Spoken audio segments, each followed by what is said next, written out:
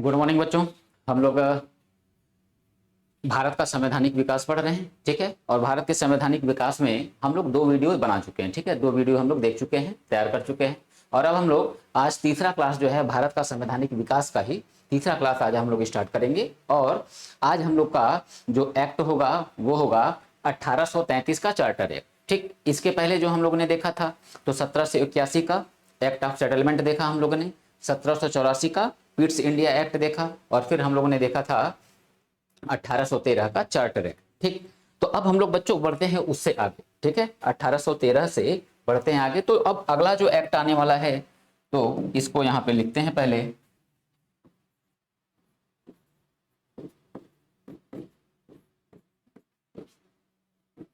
The charter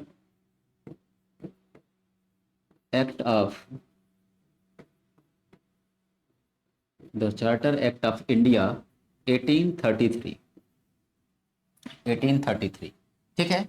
तो ये 1833 का चार्टर एक्ट, ठीक। अब इसको हम लोग बच्चों पहले समझा जाए, ठीक है, समझा जाए। तो 1833 का चार्टर एक्ट जो आ रहा है इसमें बच्चों सबसे पहले प्रावधान की बात करें अगर हम लोग, तो इसमें हम लोग को लिखना है, खैर लिख के ही समझाता हूं, एक बार बोलना फिर लिखना, टाइम लगेगा, ठीक है। मैं डायरेक्ट पॉइंट को पहले लिख देता हूं फिर उसके बाद बताता हूं, ठीक। तो इस अधिनियम के द्वारा होगा क्या कि ईआईसी, यानी ईस्ट इंडिया कंपनी का व्यापारिक एकाधिकार,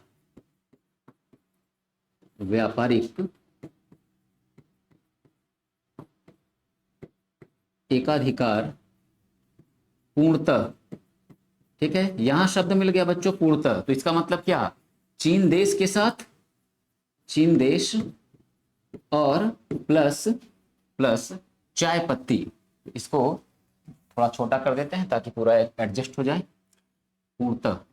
तो चीन प्लस चाय पत्ती लिख देते हैं बच्चों, ठीक है। चीन देश और चाय पत्ती, इस पे व्यापारिक एकाधिकार क्या होगा, पहले 13 में बना हुआ था ना, अब क्या होगा, अब खत्म हो जाएगा, ठीक। तो एकाधिकार पूर्णतः समाप्त कर दिया गया,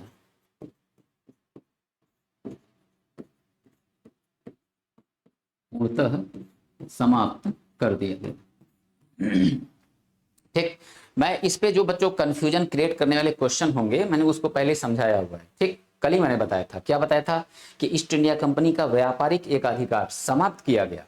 तो आंसर क्या देना है, 1813 का चार्टर एक्ट, ठीक। और अगर क्वेश्चन ये पूछता है ईस्ट इंडिया कंपनी का व्यापारिक एकाधिकार पूर्णतः कब खत्म हुआ, तो हमारा आंसर क्या होगा, 1833, ठीक। या फिर इसको ऐसे पूछा कि ईस्ट इंडिया कंपनी का व्यापारिक एकाधिकार चाय पत्ती और चीन देश सहित किस अधिनियम के द्वारा खत्म किया गया या समाप्त किया गया, तो आंसर हमारा क्या होता है, 1833 का चार्टर एक्ट, ठीक है। तो यहां बच्चों देखो 1833 का चार्टर एक्ट, और इसके बाद अभी हम जो जो आगे बढ़ेंगे, ठीक है, जो जो आगे बढ़ेंगे जटिलताएं बहुत हैं, परंतु मैंने बार बार बोला है, बार बार आप लोग से बच्चों क्या बोला है कि मैं आपका जो लेवल है, ठीक ना, उस लेवल को देख के पढ़ा रहा हूं, ठीक, उस लेवल को देख के मैं पढ़ा रहा हूं।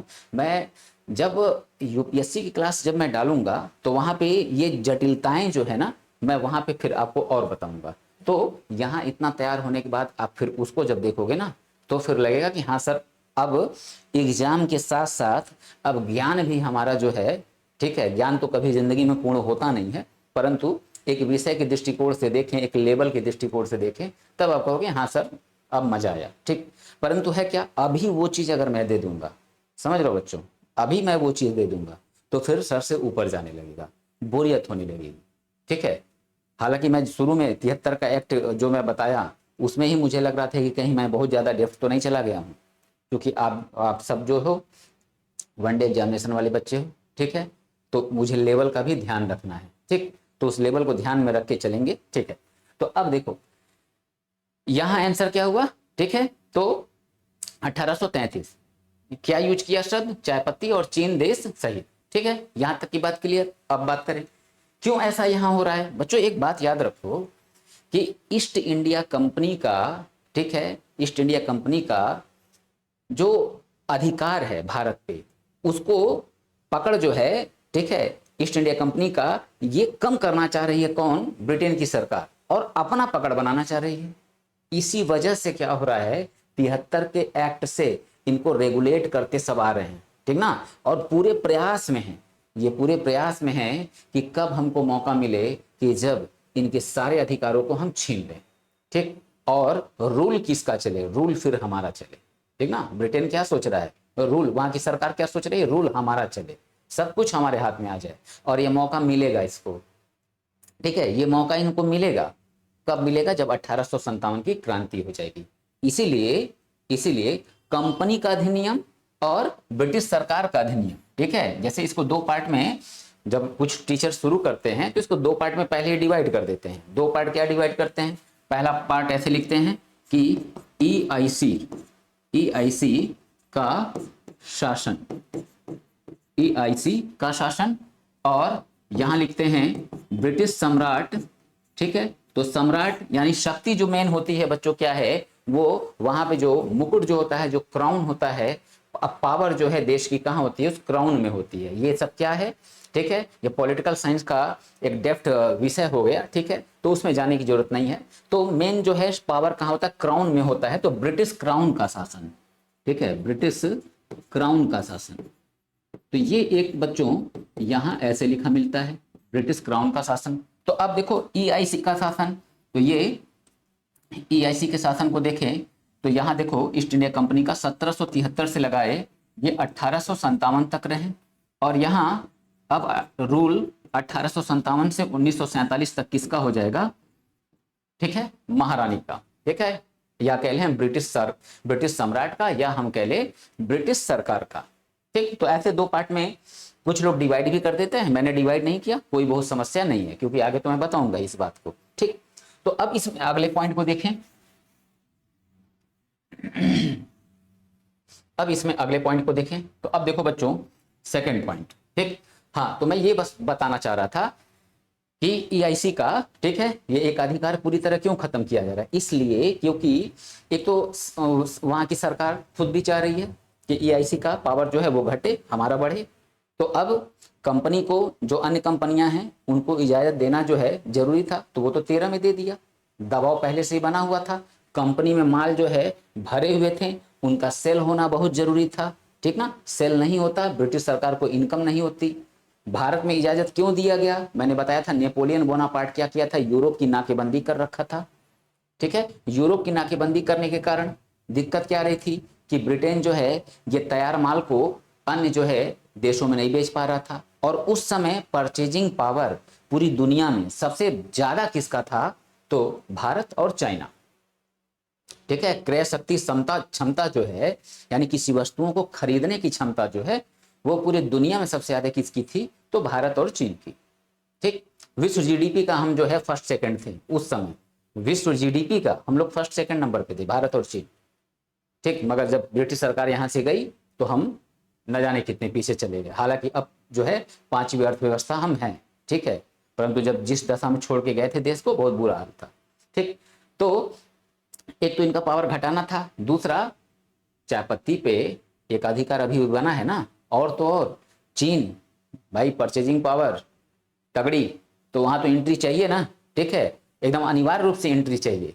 तो अब क्या था, जनसंख्या भी वहां पे क्या है, ज्यादा, ठीक। भारत में भी जनसंख्या क्या ज्यादा, तो भारत में तो मिल गया, परंतु क्या चीन में मिला, नहीं, तो चीन में भी चाहिए था, तो दबाव बना हुआ था। और ब्रिटिश सरकार तो खुद भी चाह रही थी ना, ब्रिटिश सरकार खुद भी तो चाह रही थी कि इनका पावर कम हो, हमारा बढ़े, तो इसलिए क्या किया, एक अधिकार जो था चीन देश पे और भारत के अंदर चाय पत्ती का व्यापार, ये भी खत्म गया।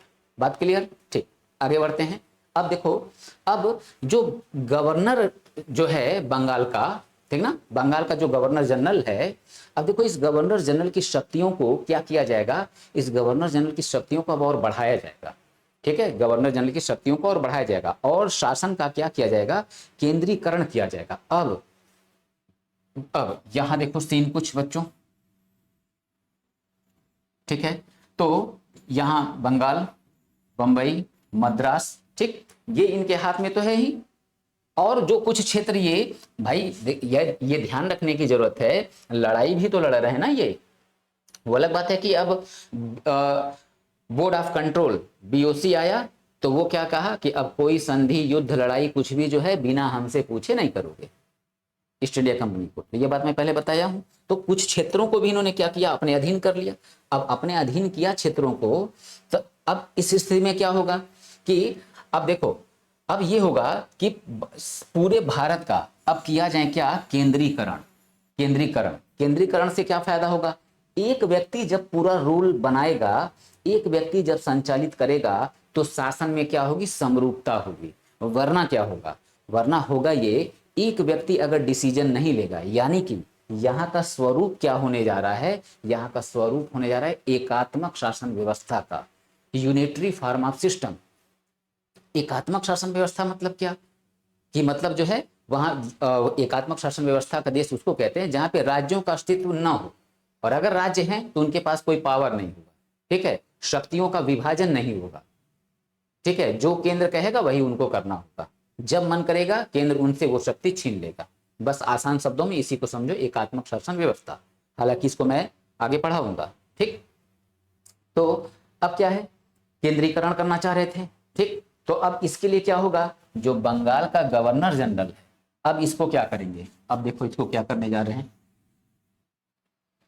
बंगाल का गवर्नर जनरल, बंगाल का कुछ शब्द बच्चों मैं शॉर्ट में लिख दूंगा तो उसको ध्यान में रखना। बंगाल का शॉर्ट में मतलब देखो, गवर्नर जनरल को मैं हमेशा इसी रूप में लिखूंगा, ठीक है। बंगाल का गवर्नर जनरल अब पूरे पूरे भारत का,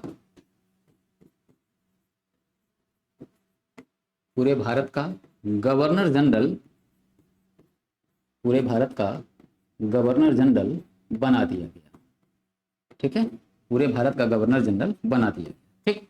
तो अब गवर्नर जनरल पूरे भारत का कौन बन के सामने आया, तो इस बात को भी जान लो। तो भारत का प्रथम, अब देखो बच्चों, अभी तक बंगाल का गवर्नर जनरल था ना, अब देखो भारत का हो चुका है, ठीक है, ये बात ध्यान रखना। तो भारत का प्रथम गवर्नर जनरल कौन बना, तो भारत का प्रथम governor general Lord William Bentinck, ठीक ना, लॉर्ड विलियम बेंटिक, ये जो है भारत का प्रथम गवर्नर जनरल, ठीक है, लॉर्ड विलियम बेंटिक को बनाया गया, ठीक। अब क्या होगा, अब इसमें आगे होगा ये कि भारत में अब एक विधि आयोग की स्थापना की जाएगी, ठीक है। भारत में अब क्या होगा, विधि आयोग की स्थापना होगी, और इस विधि आयोग का अध्यक्ष किसको बनाया जाएगा, ठीक है, इस विधि आयोग का अध्यक्ष बनाया जाएगा लॉर्ड मैकाले को, ठीक ना। विधि आयोग का अध्यक्ष कौन होगा, लॉर्ड मैकाले, ठीक। अब देखो विधि आयोग बनाने की जरूरत क्यों पड़ रही है, ठीक है, विधि आयोग बनाने की जरूरत क्यों पड़ रही है, इस बात को देखते हैं, पहले लिख देते हैं। भारत में एक विधि आयोग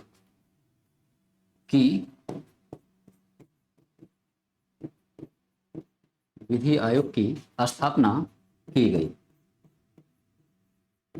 विधि आयोग की स्थापना की गई, ठीक है, जिसका अध्यक्ष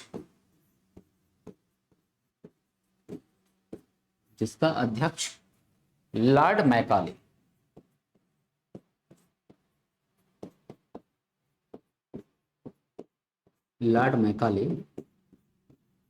को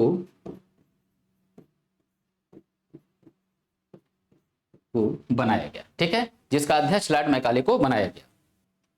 तो अब इससे क्या होगा, अब बच्चों समझना, इससे क्या होगा, विधि आयोग नाम से ही क्लियर है, लॉ कमीशन।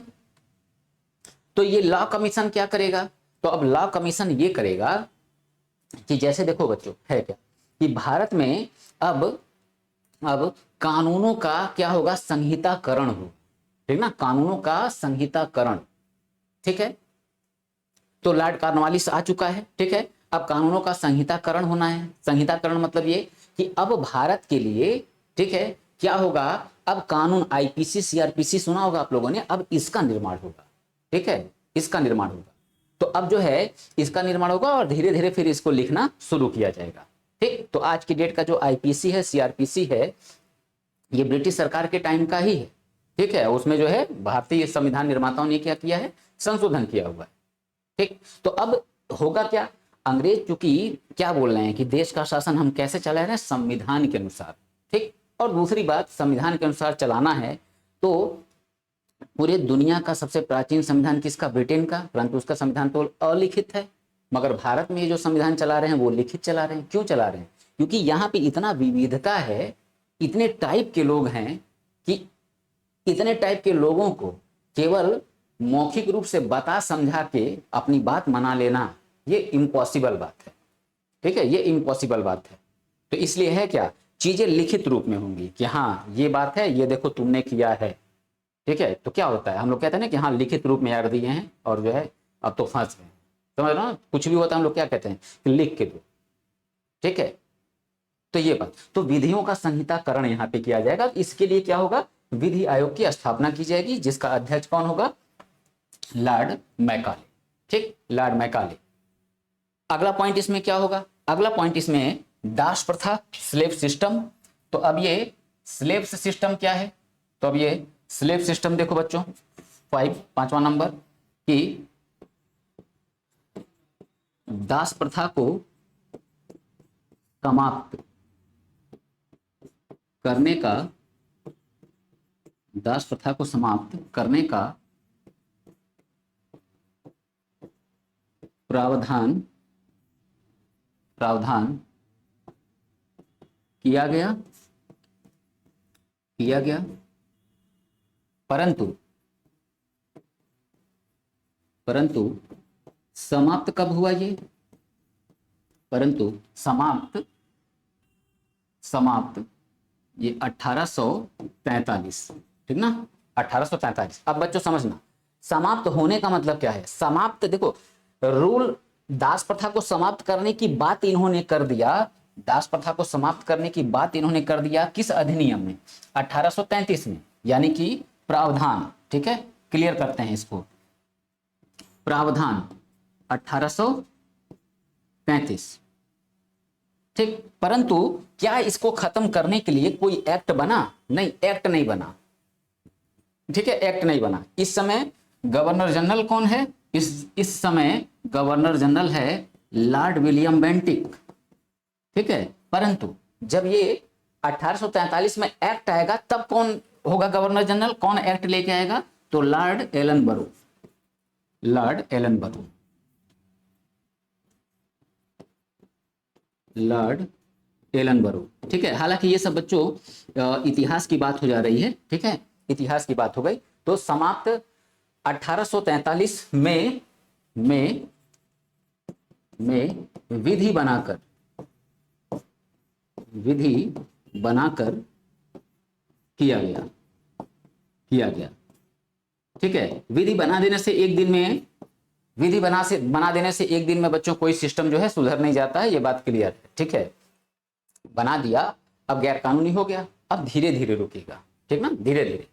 कोई भी प्रथा चाहे अच्छी चाहे बुरी, ठीक, एक दिन दो दिन में नहीं बदल जाती, ठीक है, एक दिन दो दिन में नहीं बदल जाता है, तो क्या होता है, समय लगता है उसमें, ठीक है। तो प्रावधान कर दिएगा। अब क्वेश्चन जब पूछेगा, क्वेश्चन को बच्चों ध्यान से सुनो, क्वेश्चन क्या पूछेगा, क्वेश्चन पूछेगा किस अधिनियम के द्वारा दास प्रथा को समाप्त करने का प्रावधान किया गया, अधिनियम पूछ रहा है तो 1833, ठीक।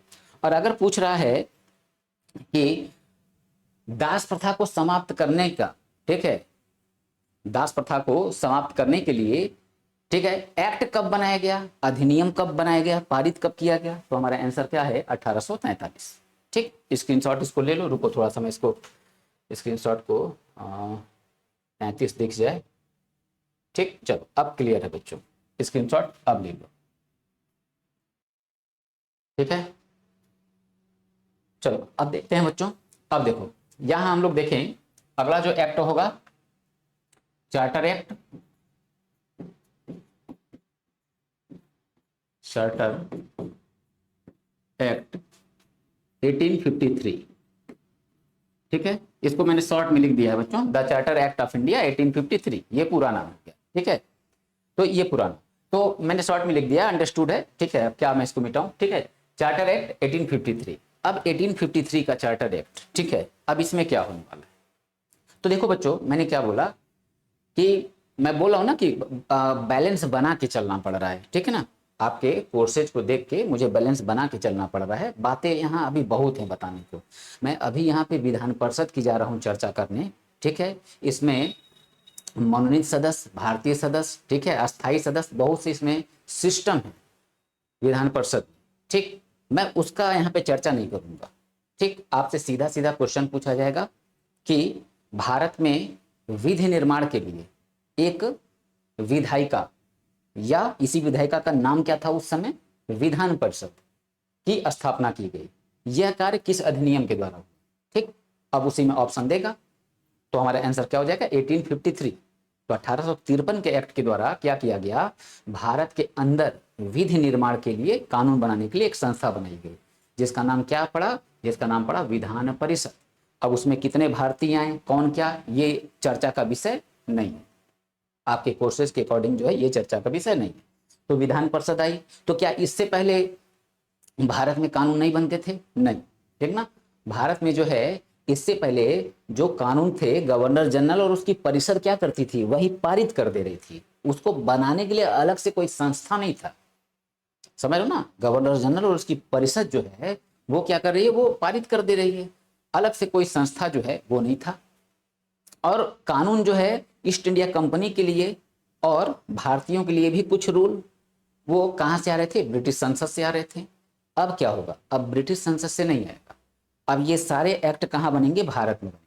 तो अभी ये एक शुरुआत है, ठीक है, परंतु शुरुआत है, परंतु इस पे वास्तव में विधि बनना जो है, ठीक ना, विधि बनना शुरू कब होगा, वो 1857 की क्रांति के बाद शुरू होगा, जब पूरा पावर आ जाएगा किसके हाथ में, महारानी के हाथ में, ठीक ना, यानी कि ब्रिटिश सरकार के हाथ में जब आ जाएगा, तब फिर जो है कानून बनना जो है वास्तव में तब शुरू होगा। अभी ये एक शुरुआत हुई, ठीक है। तो कोई भी चीज स्टार्टिंग में तुरंत जो है अच्छा रिजल्ट दे नहीं देता, ठीक। तो यहां हम लोग देखें तो पहला पॉइंट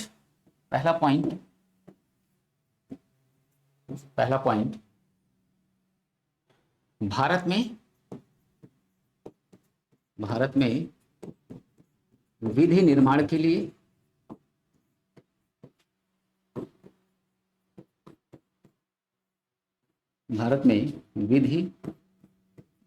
के लिए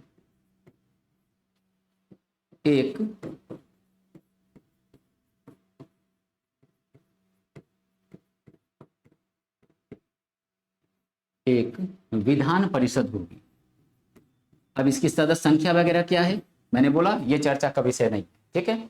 भारत में विधि निर्माण के लिए एक विधान परिषद होगी, ठीक, विधान परिषद होगी या होगी नहीं, इसको विधान परिषद की स्थापना की गई।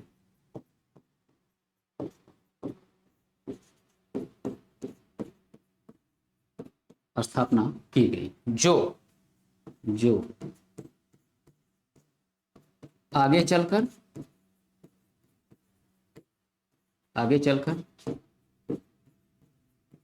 संसद का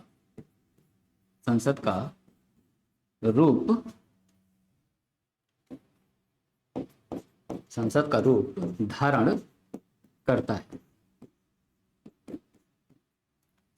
धारण करता है, ठीक। अब बच्चों देखो, मैंने जब क्लास स्टार्ट किया था तो मैंने देखो उस समय बोला था, मैं कल की क्लास में भी बोला, हम लोग ये चैप्टर क्यों पढ़ रहे हैं, हम लोग ये जानने का प्रयास कर रहे हैं कि हमारे वहां जब मोनार्की चल रहा था, राजतंत्र जब चल रहा था, ठीक, तो इसके बाद जब ब्रिटिशर्स आए तो इन्होंने क्या किया, इन्होंने राजतंत्र को धीरे धीरे हमारे यहाँ से समाप्त किया, ठीक है। और जो देसी राजा महाराजा थे वो एक छोटे से क्षेत्र में सिमट के रह गए, ठीक है, छोटे से क्षेत्र में सिमट के वो रह गए, एक मोहल्ले के टाइप में, ठीक ना, एक मोहल्ला जो है उतने बराबर एक छोटा सा राजा, ऐसे क्षेत्र में सिमट के रह गए। तो अंग्रेजों ने क्या किया, संवैधानिक चीजों को ले आया, ठीक। हम इस चैप्टर को पढ़ रहे हैं तो चैप्टर का नाम क्या है, भारत का संवैधानिक विकास। आखिर भारत का संवैधानिक विकास हम इसको क्यों बोल रहे हैं? तो इसलिए बोल रहे हैं कि हमारे संविधान का विकास कैसे हुआ है, ये बात हमें पता होनी चाहिए। तो कैसे हुआ है, अब देखो मैंने क्या बोला था कि भारत में कानून बनाने के लिए एक संसद जैसी संस्था होगी। क्या ये बात संविधान निर्माताओं ने अपने विवेक से सोच के एकदम नई चीज क्या किया, शामिल कर दिया था? ऐसा नहीं था, ऐसा नहीं था।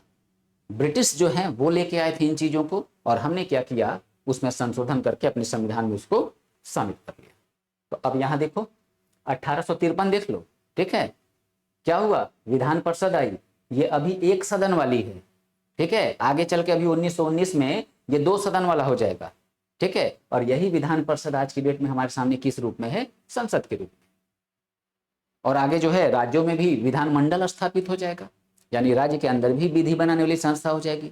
मैंने पढ़ा दिया आप लोग को वो बात, ठीक। पीछे हम और एक बात देखें, ठीक है, यहाँ पीछे मैंने ये जो बताया कि विधि आयोग की स्थापना की गई, जिसका अध्यक्ष लॉर्ड मैकाले को बनाया गया। अब लॉर्ड मैकाले ये जो अध्यक्ष बना है, समझ रहे हो, तो ये क्या कर रहा है, ये विधि आयोग जो है, विधि आयोग में ये क्या कर रहा है, सरकार को सलाह देगा।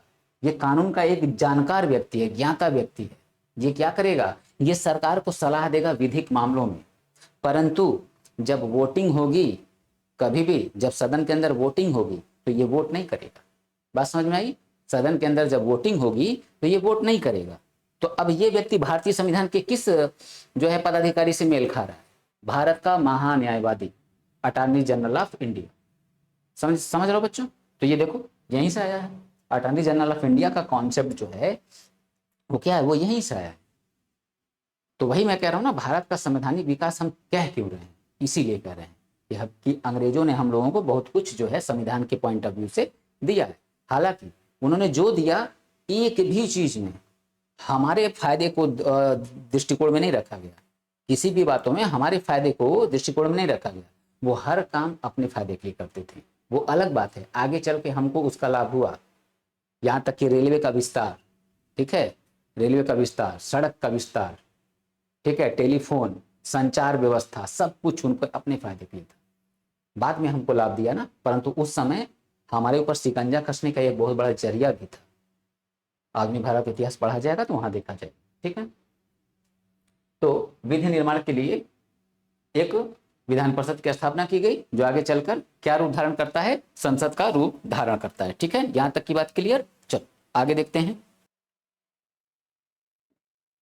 ठीक। अगला पॉइंट देखें तो सिविल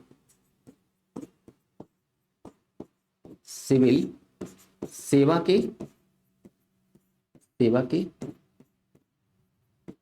पदों पर भर्ती, सिविल सेवा के पदों पर भर्ती प्रतियोगी, ठीक है, प्रतियोगी परीक्षाओं के माध्यम से, प्रतियोगी परीक्षाओं के माध्यम से, प्रतियोगी परीक्षाओं के माध्यम से की जाने लगी, ठीक। अब देखो बच्चों, सुन के लग रहा होगा कि बेहद बढ़िया जो है, अच्छा कदम है, अच्छा कदम है। समझना, यहां भी अंग्रेजों की बदमाशी है। लग रहा है कि जो है सिविल सेवा के पदों पर, ठीक है, जो नियुक्ति है वो परीक्षा के माध्यम से होगा। अच्छा, सुनने में तो ठीक लग रहा है, परंतु अब समझो, सिविल सेवा के पदों पर पेपर के माध्यम से भर्ती करोगे, ठीक है, परंतु जो तुमने एलिजिबिलिटी निर्धारित किया है, क्या वो एलिजिबिलिटी भारतीय पूरी कर पा रहे थे? क्या उनका एजुकेशन उतना अच्छा था जो तुमने एलिजिबिलिटी निर्धारित किया था? अब अगर नहीं है, ठीक, तुमने अगर ग्रेजुएशन एलिजिबिलिटी निर्धारित कर रखा है, तो तुमको ये देखना है कि वो भारत में कितने परसेंट वर्ग, ठीक है, लोग ग्रेजुएट हैं, ठीक है, कितने परसेंट लोग जो है ग्रेजुएट हैं, जो कि इस फॉर्म को भर ही सकें। पेपर देना तो छोड़ दो, फिर बस समझ में आ रही है, ठीक है, कि इसको भर ही सकें। तो अब क्या था, अब देखो ब्रिटिश सरकार ने इसको क्यों लागू किया। जैसे देखो ईस्ट इंडिया कंपनी क्या कर रही है, अपने लोगों को अपने आधार पे हर जगह नियुक्त कर दे रहा है। ठीक, अब ये नियुक्त हो जा रहे हैं, तो ये लोग जो नियुक्त हो रहे हैं, ठीक है, भारत के अलग अलग डिपार्टमेंट का काम ये देख रहे हैं ना। आसान शब्दों में समझो, कर्मचारी, सरकारी सरकारी कर्मचारी अलग अलग डिपार्टमेंट में काम देख रहे हैं, विभागों में काम देख रहे हैं। तो ये व्यक्ति ऑनेस्ट किसके प्रति होगा? ये ऑनेस्ट हमेशा उसके प्रति होगा जिसने इसको नियुक्त किया है बिना किसी योग्यता के। तो ये किसके प्रति ऑनेस्ट होगा? ईस्ट इंडिया कंपनी के प्रति। परंतु ब्रिटिश क्या चाह रही है? ब्रिटिश चाह रही है कि ऑनेस्ट हमारे प्रति हो। तो ऑनेस्ट कब होगा? जब इनकी नियुक्ति, ठीक है, किसी के रहमो कर्म पे नहीं होगी। बात समझ में आई? किसी के रहमो कर्म पे नहीं होगी, जो योग्य होगा वो नियुक्ति पाएगा। ठीक, बचे भारतीय, तो भारतीय कहाँ जो IAS बन ही पाएंगे? तुम ग्रेजुएट हो ही नहीं, तुम कहाँ बन पाओगे?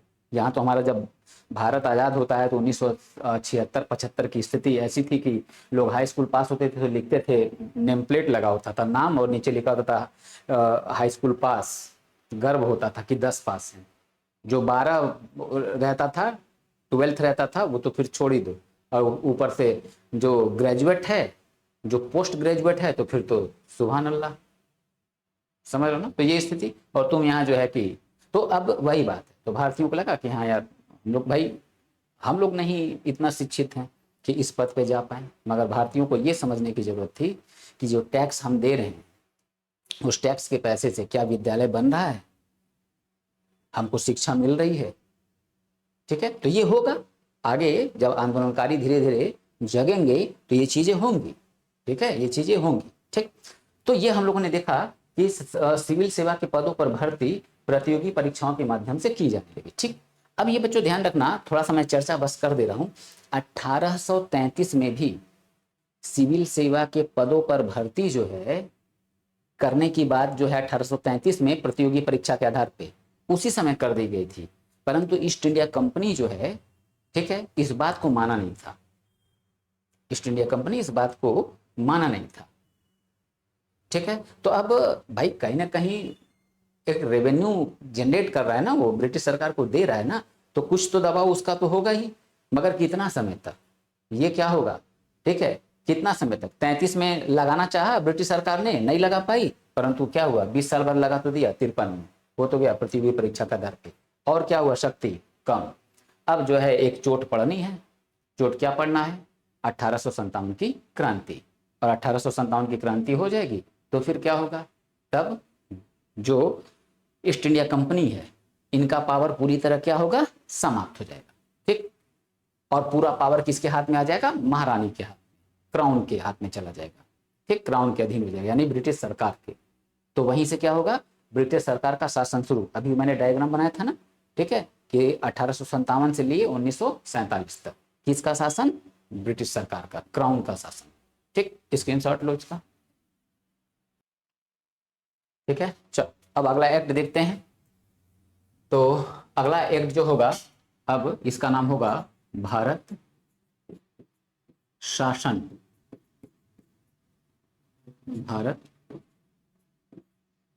शासन अधिनियम।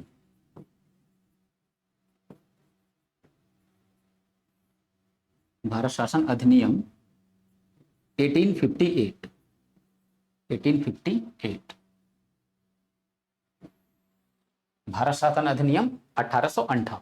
ठीक, अब ये भारत शासन अधिनियम 1858, अब इसमें क्या? अब बच्चों देखो, 58 जो है, इसी के एक साल पहले क्या हुआ? 1857 की हो गई क्रांति। 1857 की क्रांति क्यों हुई? ठीक, तो हम क्या बोलते हैं? चर्बी युक्त कारतूस के प्रयोग के विरुद्ध। अच्छा, चर्बी युक्त कारतूस के प्रयोग के विरुद्ध अगर 1857 की क्रांति हुई थी, तो जब सैनिकों ने विद्रोह किया तो जो गोली जिस पे गाय और सुअर की चर्बी होती थी और जिसका खोल जो है दांत से तोड़ना होता था, तोड़ के फिर जो है बंदूक में उसको लगाना होता था, उसके बाद वो फायर करता। ठीक, तो अब दांत से अगर तोड़ रहे हैं उसका खोल, उसका कवर, तो गाय और सुअर की चर्बी से वो खोल बना हुआ है, वो कवर बना हुआ है, तो क्या होगा? हिंदू है तो गाय की वजह से धर्म नष्ट, मुस्लिम है तो सुअर की वजह से धर्म नष्ट। परंतु हुआ क्या? जब 1857 की क्रांति हुई तो विद्रोहियों ने क्या किया, उसी गोली और उसी बंदूक का प्रयोग किया जिसके वजह से उन्होंने क्रांति किया था। तो क्या क्रांति का कारण चर्बी युक्त कारतूस नहीं था? तो ये एक सोचने वाली प्रश्न है, देखना। तो वास्तव में अगर बात करें तो रियलिटी में चर्बी युक्त कारतूस जो है वो 1857 की क्रांति का रीजन वास्तव में नहीं था। ठीक है, तो रीजन क्या है, वेट करो, बताऊंगा आधुनिक भारत के इतिहास में। ठीक है, दो पार्ट में डिवाइड करेंगे 1857 की क्रांति को। ठीक है, तात्कालिक और दीर्घकालिक, तो वहां पे चर्चा करेंगे। चूंकि संविधान का क्लास है और इतिहास की चर्चा इसमें होनी है, तो इतिहास का उतना ही चर्चा करें जितना डाइजेस्ट हो जाए। ठीक, तो भारत शासन अधिनियम 1858। ठीक, तो अब इसमें क्या होगा, तो अब देखो इसमें क्या होगा, इसमें जो कोर्ट ऑफ डायरेक्टर, अब यहां ध्यान देना। ठीक है,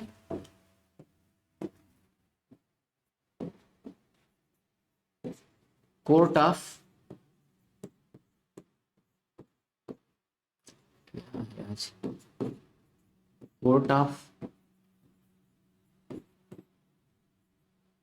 डायरेक्टर तथा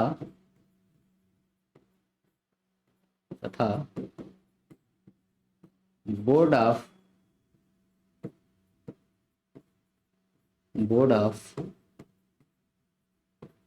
कंट्रोल। ठीक है, बोर्ड ऑफ कंट्रोल को समाप्त कर दिया गया।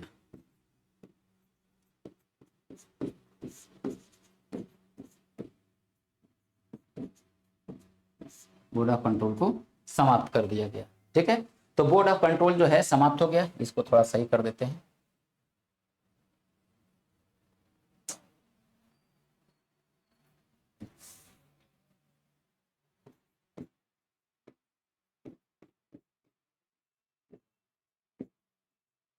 समाप्त कर दिया गया।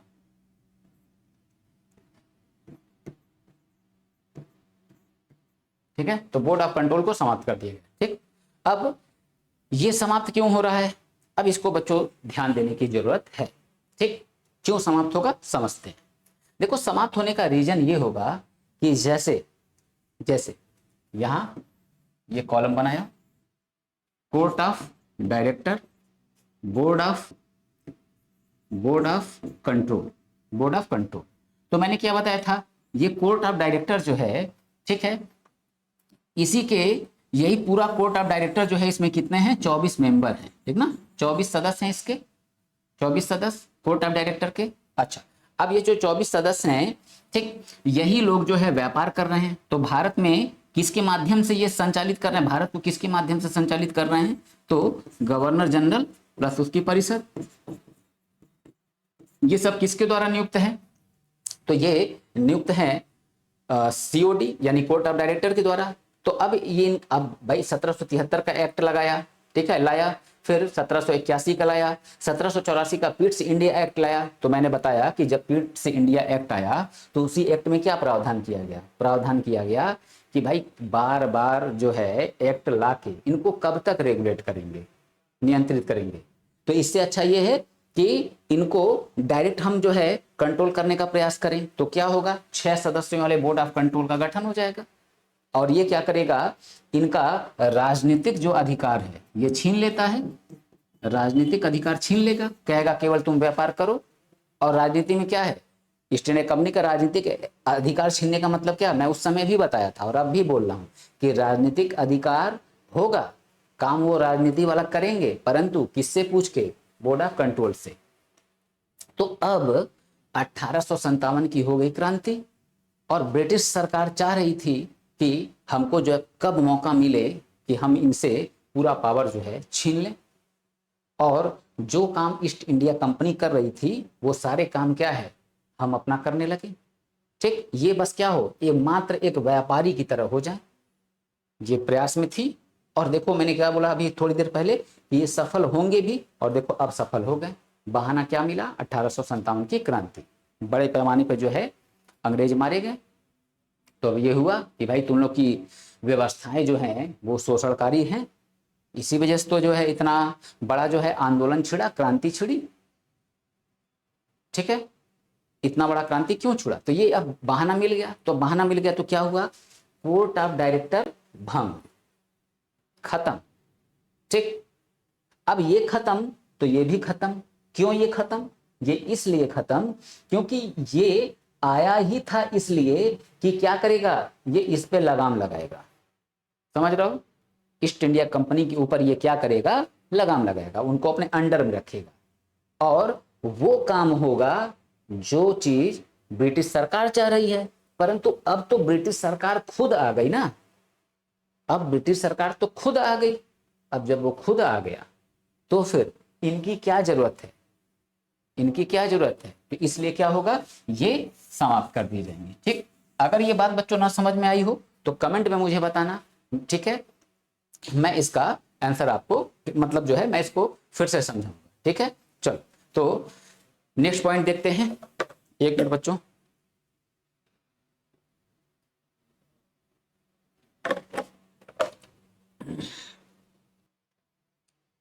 ठीक है, चलो तो अब इसमें अगला पॉइंट देखें। तो अब जो पावर है वो किसके हाथ में चला जाएगा? महारानी के हाथ में। ठीक, अच्छा, महारानी के हाथ में जाएगा तो महारानी के हाथ में जाने का मतलब क्या कि महारानी शासन चलाएंगी? नहीं, महारानी का शासन होगा मगर अप्रत्यक्ष रूप से होगा, इनडायरेक्ट होगा। इनडायरेक्ट कैसे? देखो, अब क्या होगा, गवर्नर जनरल रहेगा परंतु अब वो पूरी तरह वफादार किसके प्रति होगा? ब्रिटिश सरकार के प्रति। ठीक, तो अब क्या होगा, गवर्नर जनरल देखो कैसे शासन चलेगा, court of director, board of control, खत्म। शासन किसका?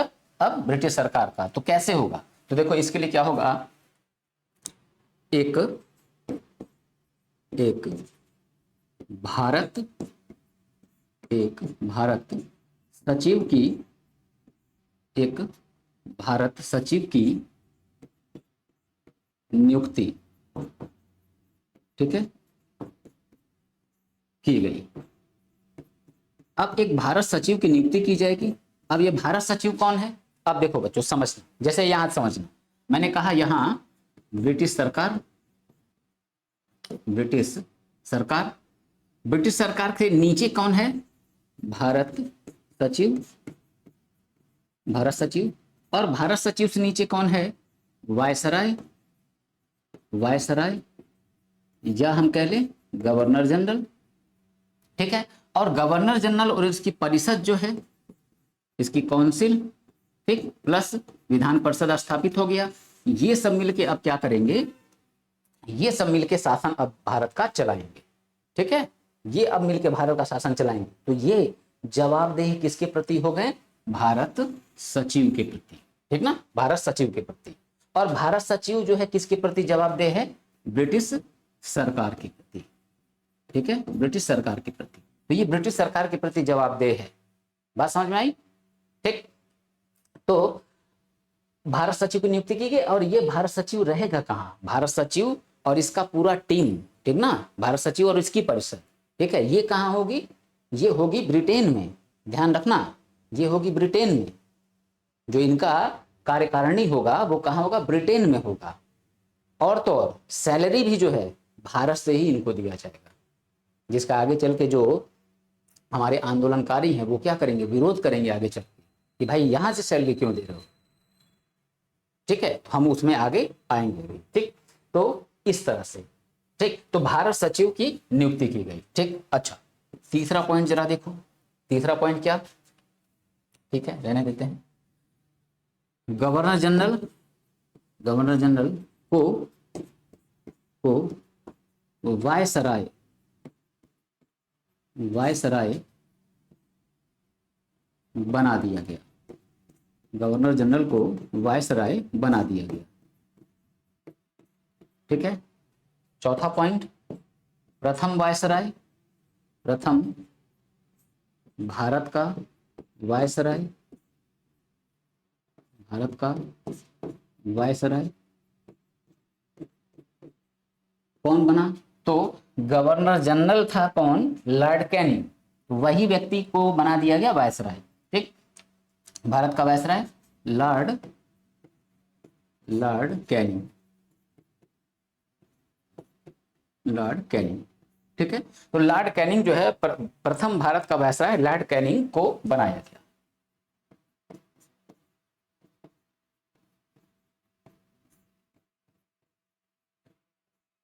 लॉर्ड कैनिंग को बनाया गया। ठीक है, ये बच्चों नोट करो जरा, स्क्रीनशॉट निकालो।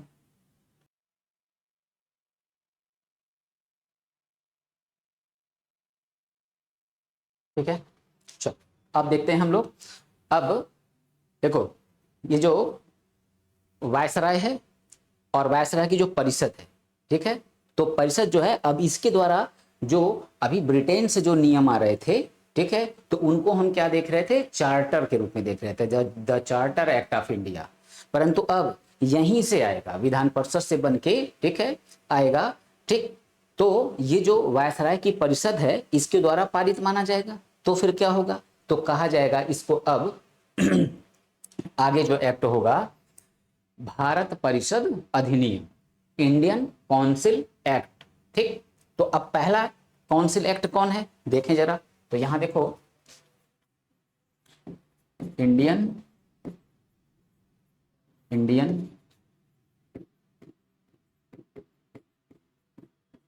Council, Indian council act 1861। ठीक है, तो हम हिंदी में बात कर ले इसकी, तो भारत परिषद अधिनियम, ठीक है, 1861। अब इसमें फर्स्ट पॉइंट देखें, तो पहला पॉइंट, इस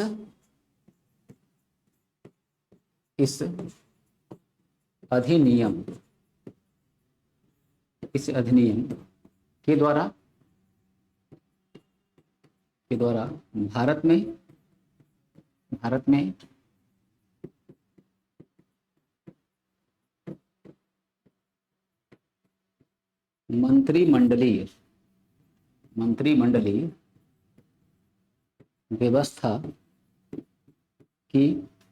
मंत्रिमंडलीय व्यवस्था की शुरुआत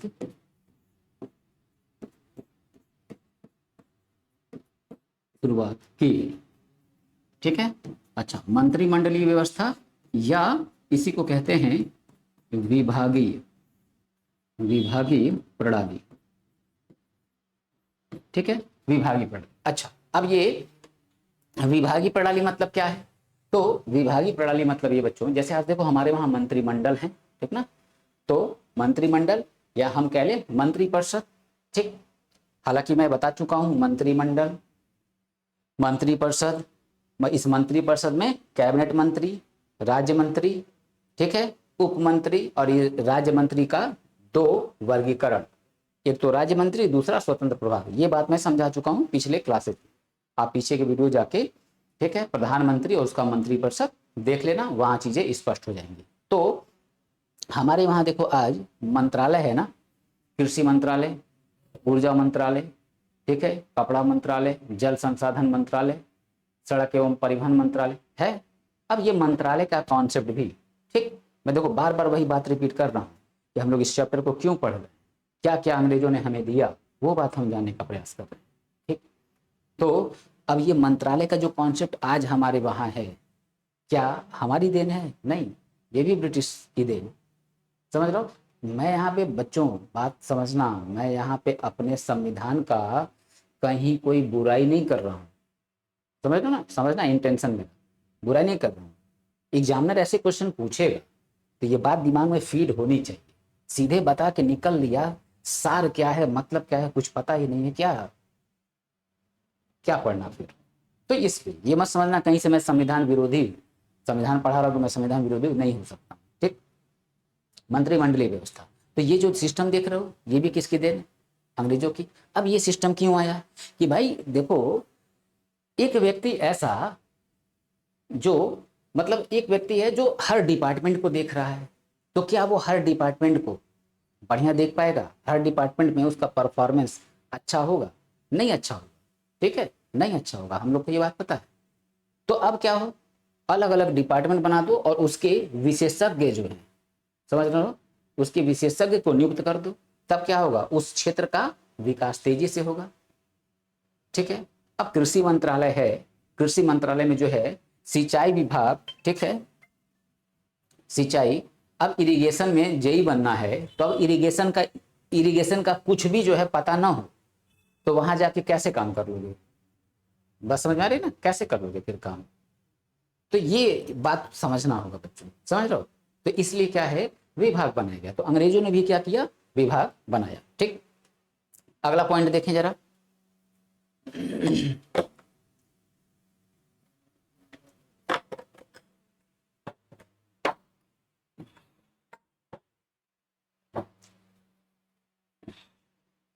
ठीक, अगला पॉइंट देखें तो इस अधिनियम के द्वारा क्या किया गया, जो वायसराय है,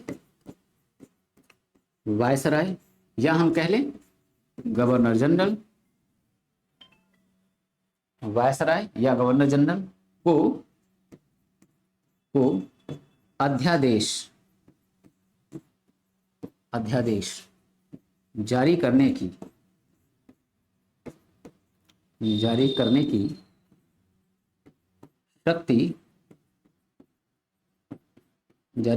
शक्ति प्रदान की।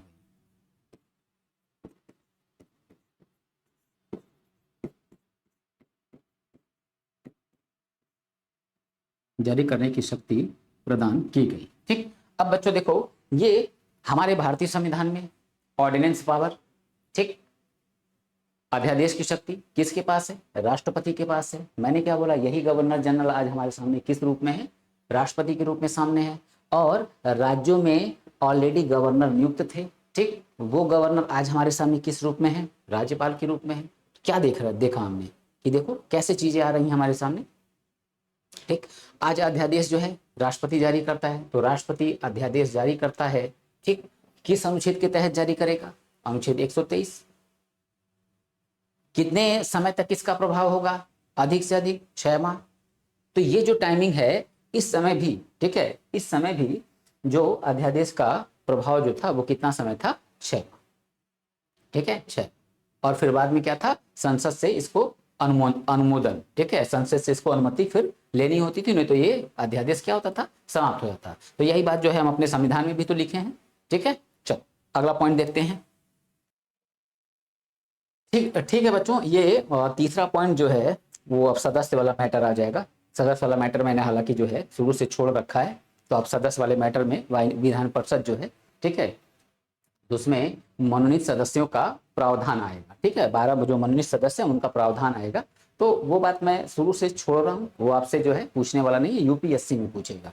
ठीक, तो इस वजह से शुरू से जब मैं छोड़ते आ रहा हूँ तो थर्ड पॉइंट उसको यहाँ पे ऐड करना जो है वो बेकार है। ठीक, ये 2 पॉइंट आपके लिए इंपॉर्टेंट थे, इनका स्क्रीनशॉट ले लो। ठीक है, ठीक है बच्चों, चलो। तो हम लोगों ने बच्चों 1861 का अधिनियम खत्म कर लिया। कल हम लोग का ये चैप्टर कंप्लीट हो जाएगा।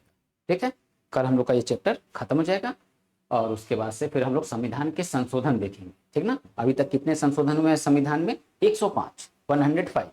तो 105 जो अमेंडमेंट हैं हम लोग उसको देखा जाएगा और बेहद शानदार जो है वो क्लास होगा। और हम लोग जो है उसको पीपीटी के माध्यम से पढ़ेंगे। क्योंकि उसमें चीज़ों को लिखना बहुत ज़्यादा पड़ेगा, तो एक क्लास में फिर वो खत्म नहीं होगा, तो पता चलेगा कि वो 5 से 6 क्लास लगे, जिसका कोई बहुत मतलब नहीं है। ठीक है, तो मैं क्या करूँगा, उसका पीपीटी आज और कल में तैयार कर लूँगा और परसों जो है आपको संविधान के संशोधन पढ़ाऊँगा। ठीक है, कितने संशोधन हुए, 105, 105 सभी नहीं पढ़ने हैं। ठीक, जो इम्पोर्टेंट है वो पढ़ने हैं, जहाँ से आपके क्वेश्चन पूरे कवर हो जाए। ठीक है, तो आज की क्लास को बच्चों यहीं पे रोकते हैं, फिर हम लोग नेक्स्ट डे की क्लास में मिलते हैं। ठीक है।